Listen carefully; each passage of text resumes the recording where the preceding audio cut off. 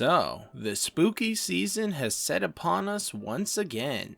People are hanging up fake spider webs and purple and orange lights, kids are out in costumes for candy, adults are begrudgingly dressing up with them, and gamers everywhere are up to their eyeballs in horror video games. If you pull up the Steam Store's new and trending page this time of year, the majority of the games on display are going to be from the horror genre, but it makes a reasonable amount of sense. This time of year, people are snuggling in with comfy blankets watching scary movies, kids are carving monstrous faces into their pumpkins, and especially with older titles being remade for modern audiences, horror-themed video games are a dime a dozen and are perhaps best enjoyed around this time anyway. There's a type of horror out there for every kind of viewer. You got paranormal, thriller, sci-fi, and the most recent to spring forth with a faithful following, franchise Mascots. Just about anywhere you look, some cute and cuddly costume or branding has been warped into a terrifying, or at least intimidating, version of itself to prey on childhood nostalgia. It's an interesting concept, and one that's had, well, let's just say varying degrees of success. But in most games of this genre, I feel like there's something missing from them. Something that stops me, and I suspect a lot of other horror enthusiasts, from taking these games completely seriously. So today I've gathered a list of things I'd like to see out of my ideal Mascot horror game. Except I don't want to just design a typical Mascot horror game like that of many small, flashy, sit and survive type games that flooded the market after the advent of Five Nights at Freddy's. No. My desire is to take the whole idea of Mascot horror, flip it on its head, and produce a genuinely scary horror game featuring distorted nostalgic imagery. Something closer to Juniors and Duck Hunt over Garten of Banban or Poppy Playtime. Of course, there's no way I'd ever actually be able to put out a game of this design on my own, and because of that, I just plan to lay out my thoughts for all to enjoy and critique, and maybe somebody more talented than me will get inspired by the concept as I share my ideas. This video will borrow footage from other games, TV shows, and movies to help better make my points, as well as showcase the inspirations from other franchises to better help put you, the viewer, in my mindset as I explain them. There's potential for me to spoil some of these as well, so I'll just put a content warning out for Five Nights at Freddy's, Poppy Playtime, and maybe even possibly Garten of Banban. Cause this is all you're gonna get. Also be aware that there will be scenes with blood and gore, as well as a few with flashing imagery and colors from time to time. In this video I'll be going over the basic premise, gameplay mechanics, setting, characters, and a story outline that I'd like to implement within this theoretical game. So without any further delays, here's the pitch for my ideal Mascot horror game.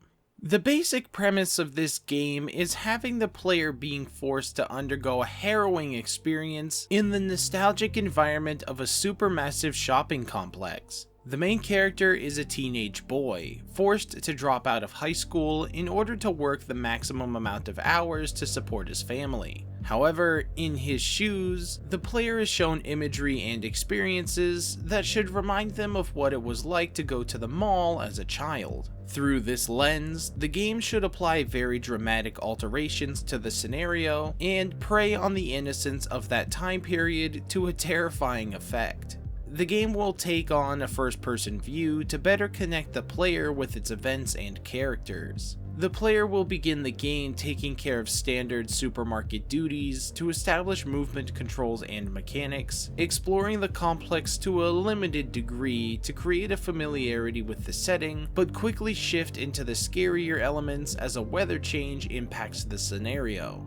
The player will be given navigation challenges based on changes in the map due to the weather and the antagonists. Several logic puzzles will block the way forward in the narrative and also environment to help pace progression in the story. Combat will be very bare bones in this game, as the player character is just a teenager with very little power to fight back against the adults and robotic characters that will be present throughout the campaign. This game will conclude with multiple endings based on what side missions and optional story events the player completed during their playthrough. This game should be finishable in like 8 to 10 hours. When talking about the locale for the game, I have a general area in mind for where I want this story to take place, but it can be much more generalized than I make it to be to start with anyway. For the setting, the game will take place in a fictional town in South Carolina, one that I've tentatively named Turtle Beach. The player character's family have lived here for their entire lives, as it's a quaint little getaway town on the eastern United States coast that isn't visited as often as Myrtle Beach or Charleston. The narrative itself will take place in a recently built, enormous modern supermarket complex. The building contains a general grocery store, several department outlets for furniture, gardening, and stuff like that. Also included in the arrangement of businesses are a bookstore, a movie theater, a food court, and an arcade. A majority of the facilities here are run by computers, with employees overseeing their functions. During the plot of the game, a massive tropical storm is set to land at Turtle Beach, and as such, a few of the facility's attractions are deserted or closed for repair. The supermarket is really the only busy part of the building, and is where more than a few major story beats are set to happen. The player will also get to visit some of the outdoor areas around the building, like a small swamp that canals towards the ocean. There's also a network of sub-basements beneath the whole complex, connecting each of the attractions discreetly. Throughout the entire complex are advertisements and images of the brand and its mascot, a man in a tuxedo with a giant yellow smiley face. This guy will be plastered everywhere, as if giving a tour to the customers that shop at the facility. Gameplay for this one will be mainly split into two chunks: environment exploration and puzzle solving, and stealth and combat sequences. Like any good survival horror game, the player will need to prioritize their character's safety, as they'll have the bare minimum in terms of weapons to use against any potential threats. The player character is just a teenager, somewhere between 16 to 18 years old, so I don't plan on arming them with a pistol or a shotgun or something.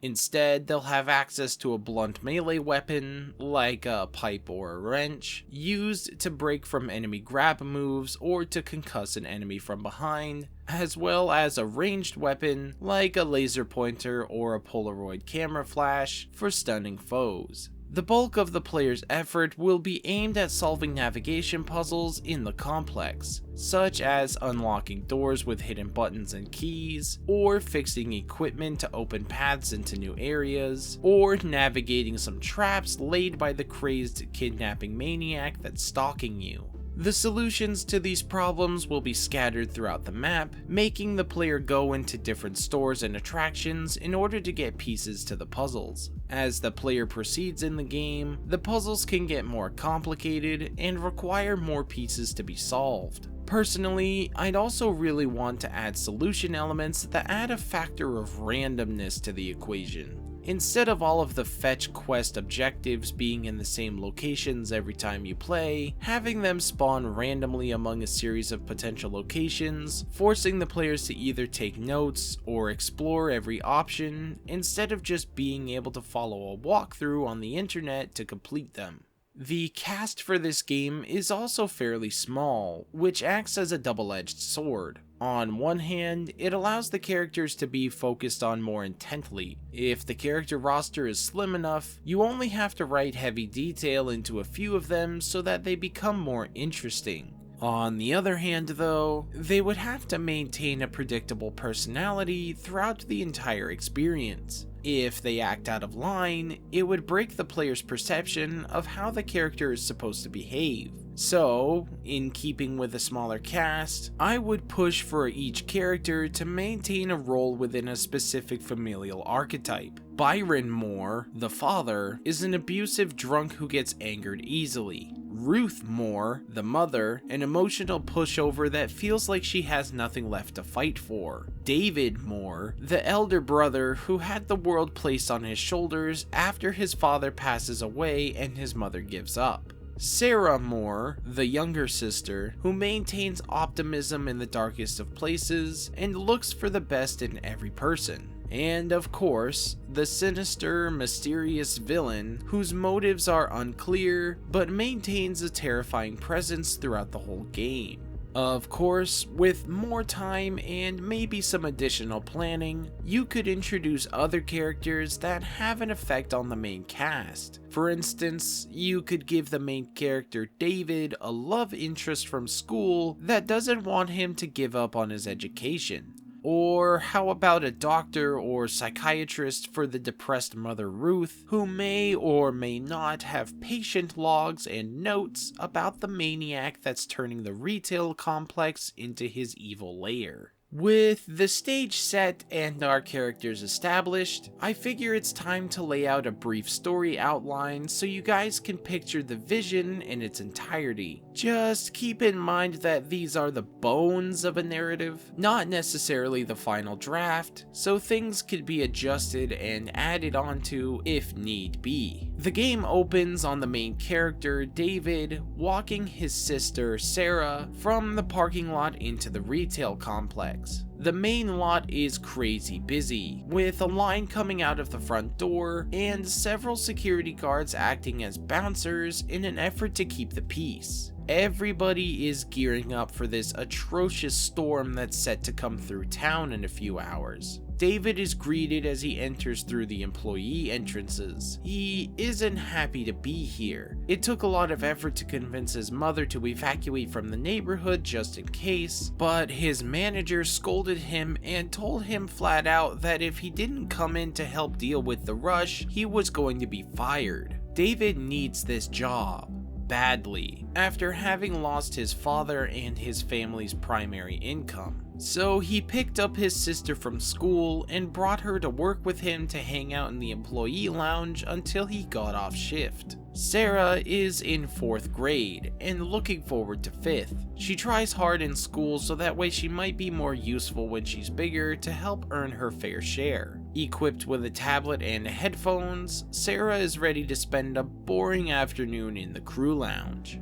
Things go normally for a time. The building remains busy for a few hours, with David being pulled to multiple different departments to help assist customers. As time passes, the storm clouds roll in, and as he approaches the end of his scheduled shift and returns to the lounge, he finds that his sister is no longer there. In a panic, he begins to search the store, then follows a trail of witnesses into the other attractions. As he pursues his sister, the weather begins to take a turn for the worse. The lights begin to flicker, thunder and harsh winds shake the walls. Eventually, David successfully finds her in the arcade, being guided by the mascot of the company, Smiley Sam. David recognizes the man under the mask as Elias, an enthusiastic but awkward individual who took a liking to him in his first week there. Reunited, the two begin to make their way back to the crew lounge to gather their things and leave.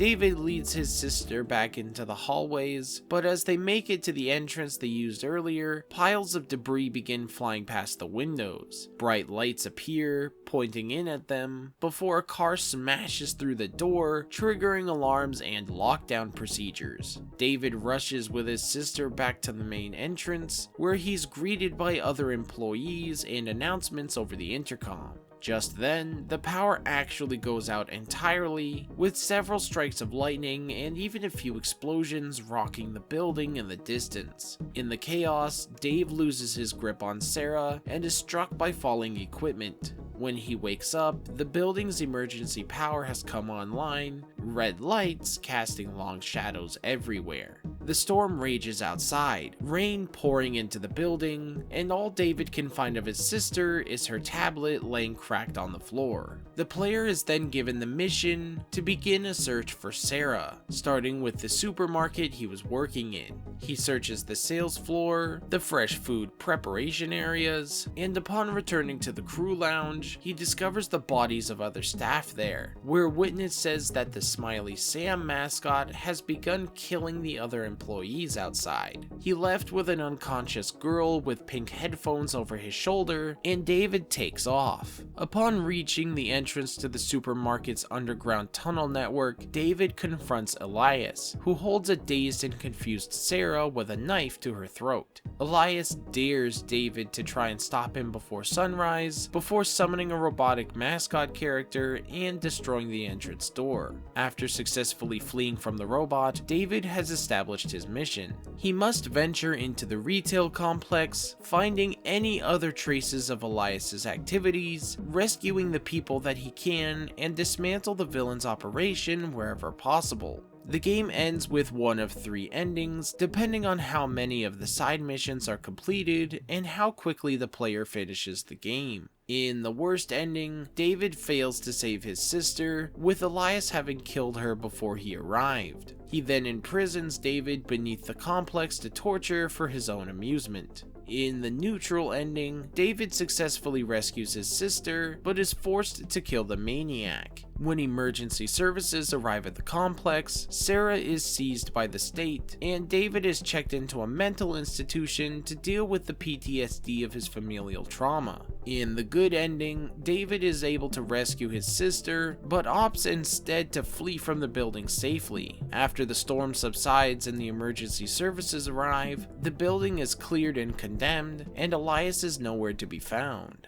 And that's about it. That is my ideal mascot horror game. A large, open-ended mystery game that uses exploration, puzzle solving, and stealth as main gameplay mechanics, as well as a hard-hitting, thrilling storyline that exaggerates the nostalgia of 80s and 90s mall culture, as well as topping it off with the stress that comes with working in retail. Like I said before, my aim with this title would be to really drive home the ability to relate to the situation the character is forced into, as well as making it genuinely scary, or at least unnerving. The idea of losing a sibling to a homicidal maniac, or getting lost in a risky, overwhelming rainstorm at night, are circumstances that can make just about anybody upset. So with that, the idea is to simply combine the aesthetic with the terror and present them in an interesting way. I think it'd be a real dead ringer if done right, but this is just my interpretation of what I believe were the best things about the mascot horror genre.